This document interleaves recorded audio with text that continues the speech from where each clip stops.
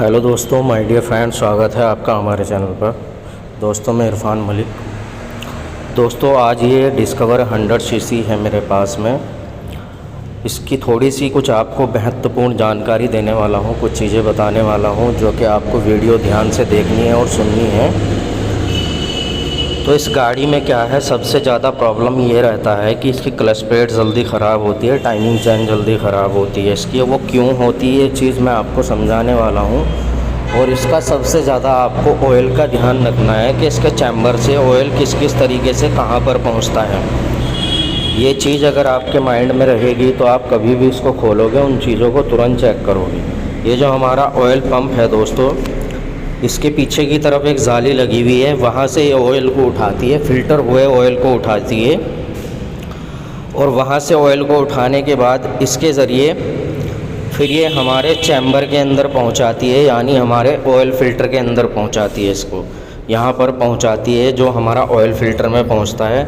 और oil filter से filter होने के बाद फिर इसके ज़रिए, इस निप्पल के ज़रिए हमारी क्रैंक में पहुंचता है। हमेशा याद रखना, इसका अगर होल बड़ा हो जाएगा तो स्मोक प्रॉब्लम करने लगेगी गाड़ी उसकी वजह से। क्रैंक पे अगर ज़्यादा तेल जाएगा तो उसकी वजह से स्मोक प्रॉब्लम करने लगेगी। और यहाँ के ज़रिए हमारा जो ऑयल है वो पहुँचता है हमारे हेड में।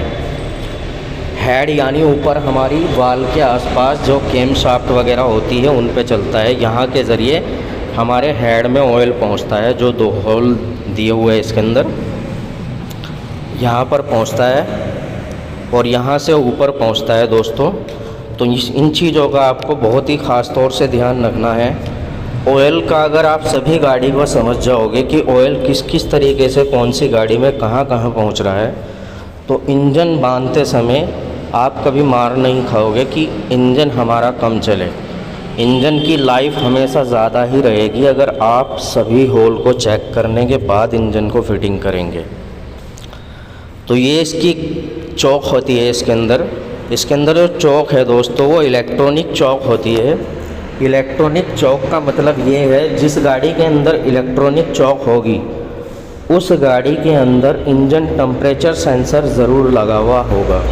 क्योंकि जो हमारी चौक है ये इंजन टेम्परेचर सेंसर के ज़रिए ही काम करती है।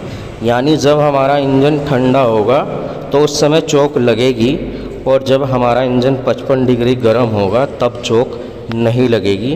तो इस चीज़ को इंजन टेम्परेचर सेंसर के ज़रिए ही संकेत पहुंचाया जाता है, CDI के ज़रिए।